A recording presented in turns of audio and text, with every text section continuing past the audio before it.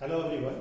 आज हम डिस्कस करने वाले हैं जो इलेक्ट्रोस्टैटिक्स का अगला टॉपिक है, electric field of a line charge. Means एक लाइन चार्ज होगी। हमने डायपोल का पढ़ लिया कि डायपोल ने एक्सियल लाइन पे कितना इलेक्ट्रिक फील्ड प्रोड्यूस किया, इक्वेटोरियल लाइन पे कितना इलेक्ट्रिक फील्ड प्रोड्यूस किया, और एक पॉइंट चार्ज जो होता है वो कुछ डिस्टेंस पे कितना इलेक्ट्रिक फील्ड प्रोड्यूस करता है। तो उसी सीक्वेंस में हमारे पास एक टॉपिक है कि अगर एक लाइन चार्ज हमें दे रखी है, सपोज वो लाइन चार्ज इनफाइनाइट लेंथ की है, उसकी लेंथ हमको नहीं पता है, तो वो कुछ डिस्टेंस पे कितना इलेक्ट्रिक फील्ड प्रोड्यूस करेगी। तो पहले डायग्राम ड्रॉ कर लेते हैं।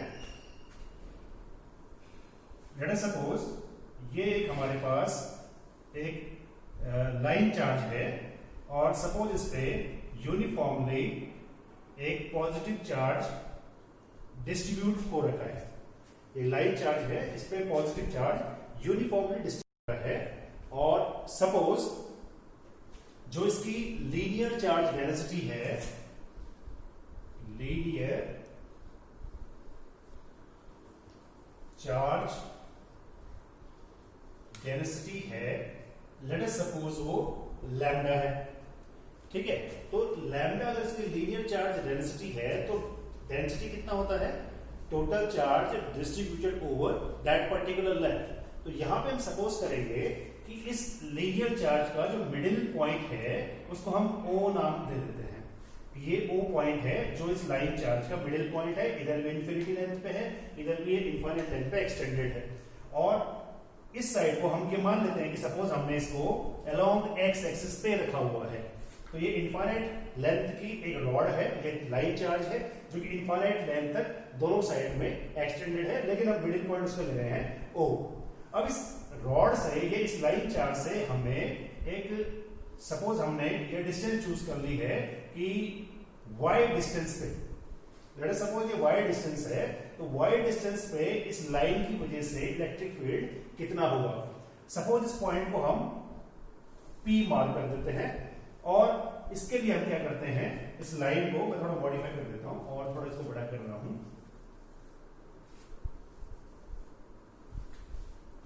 इस लाइन को मैं थोड़ा और एक्सटेंड कर लेता हूं ताकि डायग्राम बनाने में कोई प्रॉब्लम ना हो, और इधर भी मैं इसे एक्सटेंड कर लेता हूं थोड़ा सा।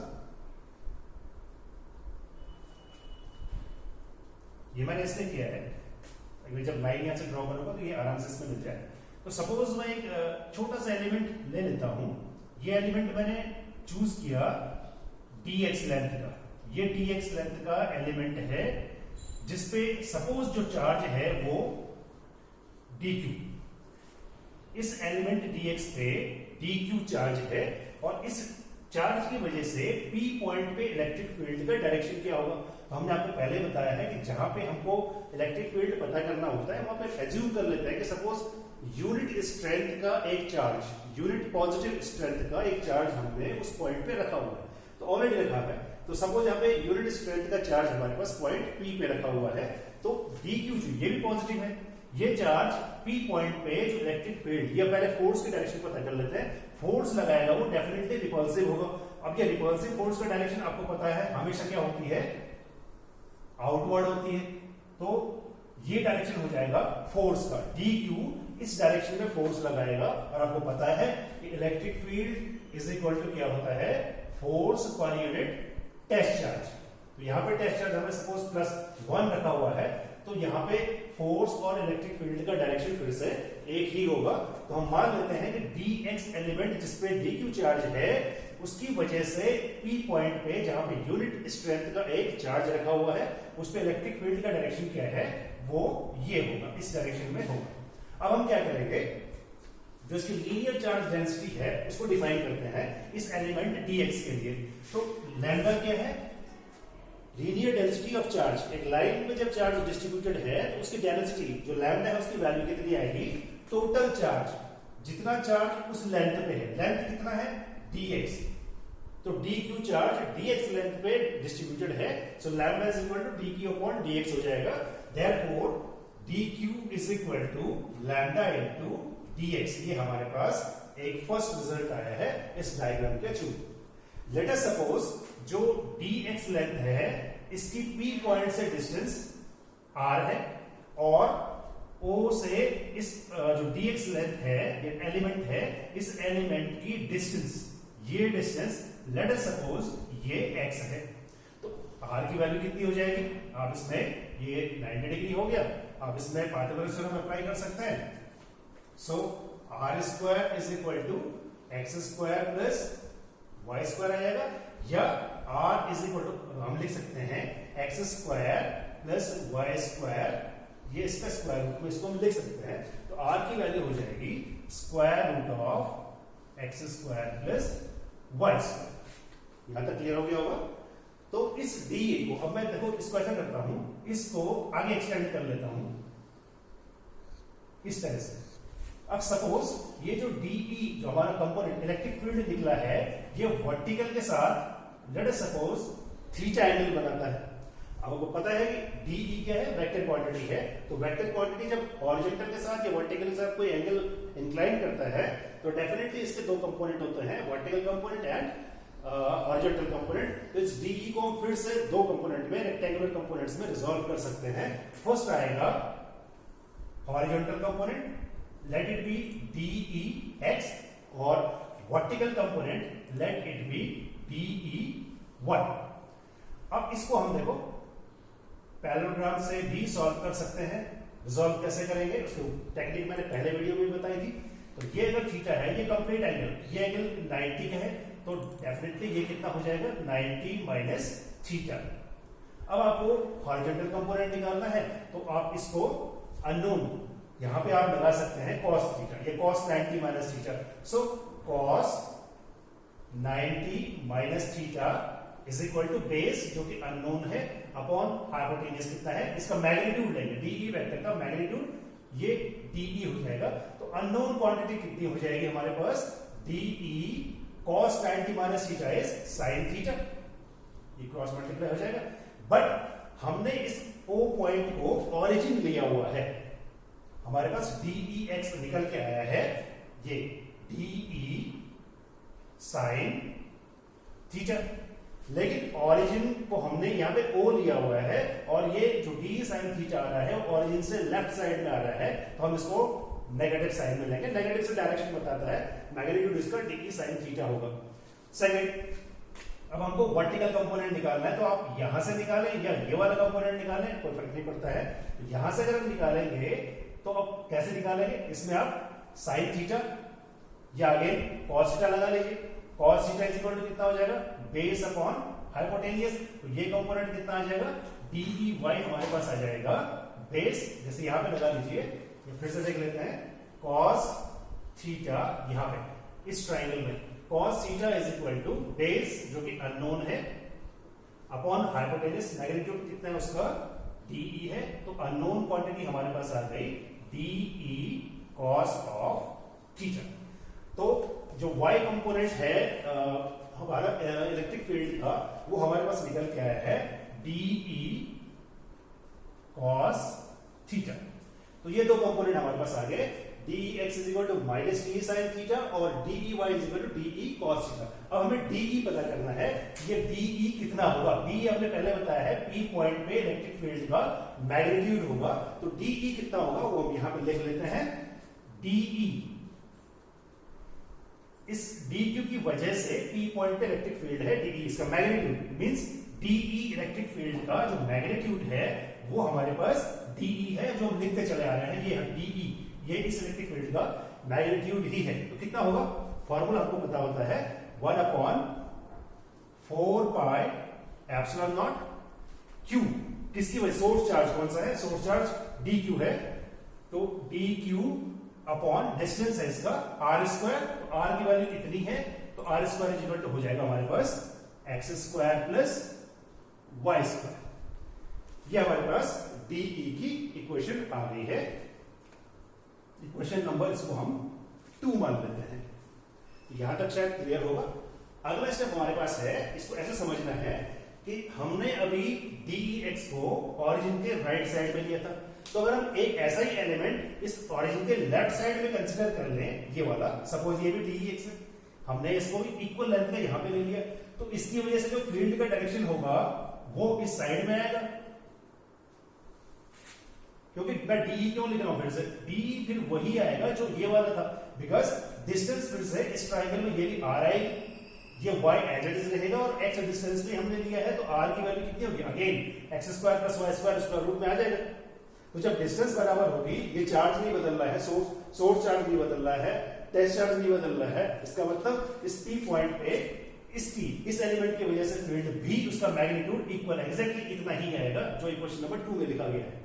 और हर एलिमेंट, जो एलिमेंट हम राइट साइड में ले रहे हैं उसी का इक्विवेलेंट एलिमेंट लेफ्ट साइड में भी होगा।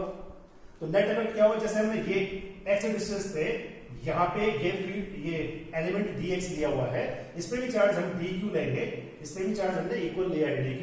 तो जब इस एलिमेंट को, ये जो de है थीटा एंगल पे इंक्लाइन है, इसके फिर से दो कंपोनेंट करेंगे, तो एक कंपोनेंट फिर से इधर आएगा, एक कंपोनेंट वर्टिकल आ जाएगा। तो ये कंपोनेंट जो आएगा वो फिर से आएगा de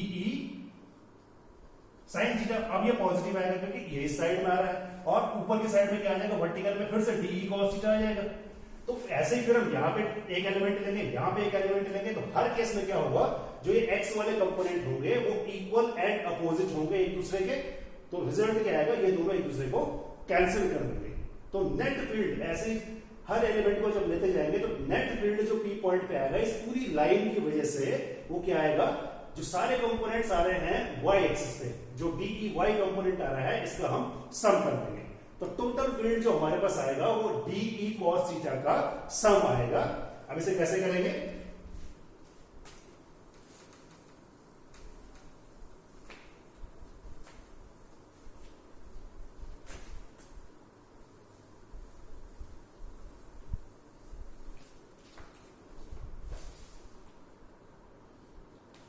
तो नेट इलेक्ट्रिक फील्ड जो है E y डायरेक्शन में आएगा पूरे लाइन चार्ज की वजह से, और ये आएगा summation of d e Y, जो y कंपोनेंट्स है, और वो क्या है, summation of, summation means integration आ जाएगा डी ई कॉस थीटा।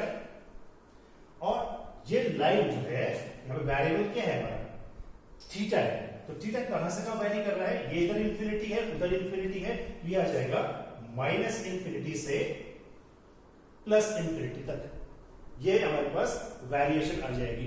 अब हम यहाँ पे डी ई की वैल्यू को रिप्लेस करने वाले, जो हमने क्वेश्चन नंबर 2 में लिखी थी। तो यहाँ पे ई वाई जो नेट इलेक्ट्रिक फील्ड आएगा वो आएगा माइनस इंफिनिटी से प्लस इंफिनिटी तक, और डी ई की वैल्यू थी 1/4 पाई एप्सिलॉन नॉट और D Q upon X square plus Y square. अब डी क्यू हमने पहले लिखा था लैम्डा इज इक्वल टू था D Q upon D X, तो डी क्यू यहां से हम डी क्यू को रिप्लेस कर लेंगे लैम्डा इंटू डी एक्स से। तो इस डी क्यू को हम नेक्स्ट स्टेप पे रिप्लेस कर लेंगे, ये आ जाएगा माइनस इंफिनिटी से प्लस इंफिनिटी तक 1/4 pi epsilon naught, D Q की वैल्यू यहां पे आ गई lambda into D X upon X square plus Y square. इतना हमारे पास ये क्वेश्चन आएगा। यहां पे cos थीटा छूट गया, सॉरी, ये cos थीटा भी आएगा, cos theta into cos theta भी इसमें आएगा। अच्छा, इसके बाद हम क्या करेंगे, एक इंपॉर्टेंट प्रॉपर्टी है, इसको रेज कर लेते हैं ताकि क्लियर हो गया होगा।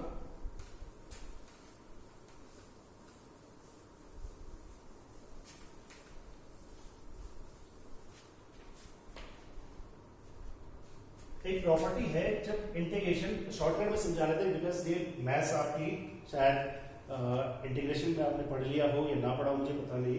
तो माइनस इंफिनिटी से और प्लस इंफिनिटी अगर ये एफ एक्स डी एक्स होता है, अब इसकी इवन ऑड की प्रॉपर्टीज है वो आपको बाद में डिटेल में पढ़नी पड़ेगी। फिलहाल यहाँ पे वैसे रख लीजिए कि ये हार्मोनिक फंक्शन है एफ एक्स, तो हम इसको लिख सकते हैं 2 times 0 to infinity F X dx।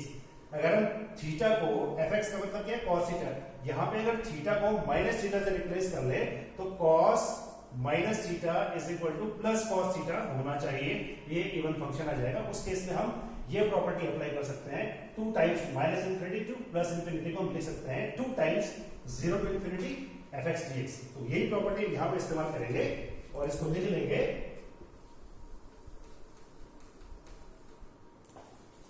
तो ey जो नेट फील्ड है ey इसकी वैल्यू आएगी 2 times 0 to infinity 1 upon 4 pi epsilon naught cos theta into lambda dx upon x square plus y square. अगले स्टेप में ये सारे हमारे पास ये कॉन्स्टेंट्स हैं, इनको हम बाहर ले लेंगे। तो यहां पे आ जाएगा 2 अपॉन लैम्डा को बाहर ले लेंगे 2 lambda upon 4 pi epsilon naught bracket में बच गया आपका इंटीग्रेशन में आ गया 0 to infinity cos theta dx upon x square plus y square. यहां तक तो हम आराम से पहुंच गए। अब यहां पे प्योर इंटीग्रेशन का एक एप्लीकेशन हमारे पास है। जब भी आपके पास इस तरह का इंटीग्रेशन आता है वहां पे हम डिनोमिनेटर को इस तरह से चूज करते हैं कि इसको सॉल्व करने के बाद जो न्यूमरेटर में क्वांटिटीज हैं वो कैंसिल हो जाए और सिंप्लीफाई हो जाए। तो हम यहाँ पे ऐसे लिखते हैं, सपोज हमने एक रिप्लेसमेंट मेथड से सॉल्व किया। ऐसे हमने लिखा let x is equal to y tan theta, ये इसकी टेक्निक है। तो यहां पे हम जब डिफरेंशिएट करेंगे इसे दोनों साइड में, तो हम यहाँ वेरिएबल क्या है थीटा, तो x को थीटा के रिस्पेक्ट में हम डिफरेंशिएट करने वाले हैं। तो dx को इसको इस इक्वेशन को हम डिफरेंशिएट करेंगे थीटा के रिस्पेक्ट में, तो dx अपॉन d थीटा उस रिस्पेक्ट में y कांस्टेंट हो जाएगा। और क्योंकि y की जो वैल्यू थी डायग्राम में देखना, लाइन से जो लाइन चार्ज है वहां से जो y की जो डिस्टेंस है उस p पॉइंट की वो फिक्स है, वो चेंज नहीं हो रही है, तो y कांस्टेंट हो जाएगा y। और tan थीटा का डिफरेंशिएशन कितना होता है sec स्क्वायर थीटा। तो यहां से हमें जो रिजल्ट हमारे पास आया dx is equal to y sec square theta d theta. तो इसकी वैल्यू को हम यहां पे रिप्लेस कर देंगे पूरी पूरी, ये भी यहां पर रिप्लेस कर देंगे और इसकी वैल्यू भी यहां रिप्लेस कर देंगे। तो अब रिजल्ट क्या आएगा देखते हैं क्या आता है।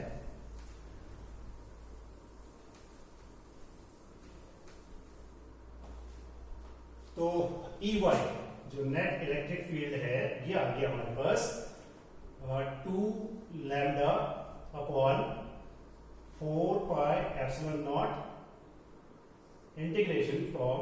हाँ एक चीज और इसमें, जब हम x को इस क्वांटिटी से रिप्लेस कर लेते हैं तो यहाँ पे जो अब ये लिमिट्स होंगी ये इसकी आने वाली हैं।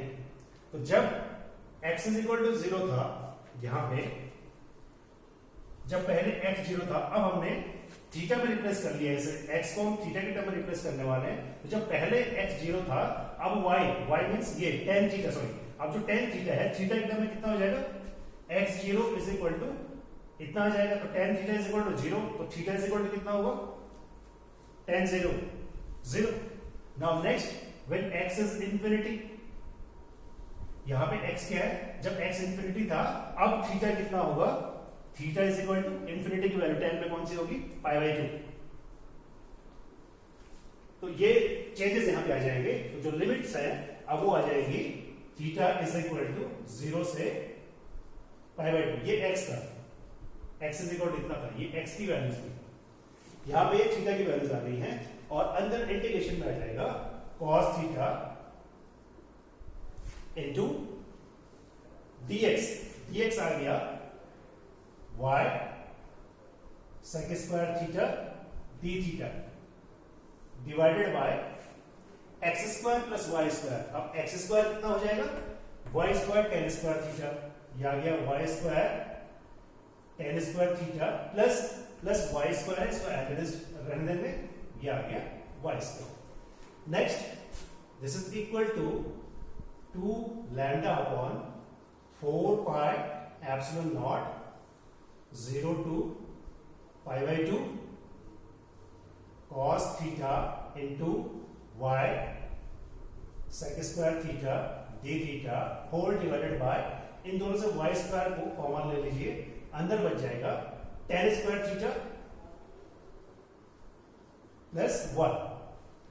नेक्स्ट स्टेप में यह जाएगा 2 lambda upon 4 pi epsilon naught 0 to pi by 2 cos theta into y into sec square theta d theta divided by y square, और tan square theta plus 1 means 1 plus tan square theta, और 1 plus tan square theta sec square theta होता है, और sec square theta cancel out, y से एक power यहां cancel हो जाएगी, तो अगला रिजल्ट आपके पास आ गया 2 lambda upon 4 pi epsilon not, एक y ये यहां बच गया था, ये बाहर आ जाएगा, और 0 to पाई बाई 2, सिर्फ क्या बच गया हमारे पास cos theta into D theta. अब इसे हम बहुत आसानी से इंटीग्रेट कर सकते हैं, cos थीटा का इंटीग्रेशन, तो थीटा के रिस्पेक्ट में हो रहा है, तो ये sin थीटा होता है, तो ये हमारे पास आ जाएगा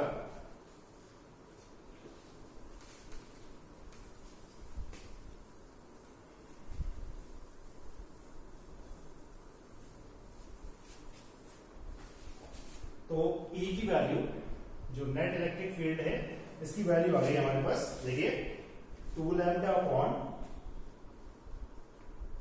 4 पाई एप्सिलॉन नॉट y, और cos थीटा का इंटीग्रेशन मैंने बताया sin थीटा होगा, और लिमिट्स आ जाएंगी 0 से पाई by 2।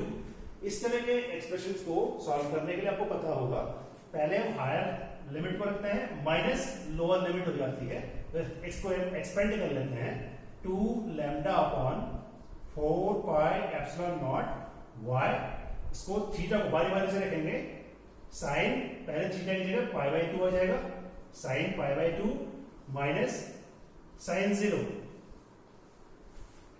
Equal to 2 lambda upon 4 pi epsilon naught y, sine pi by 2 mean sine 90, sine 90 कितना होता है 1, और साइन 0 0, तो 1 माइनस 0 इज 1, तो रिजल्ट हमारे पास आ गया E Y is equal to 2 lambda into 1, that is 2 lambda upon 4 pi epsilon naught y। तो ये एक्सप्रेशन हमारे पास है electric field at a point distant y from the line charge, तो ई वाई हमारे पास आ गया है 2 lambda upon 4 pi epsilon naught into 1।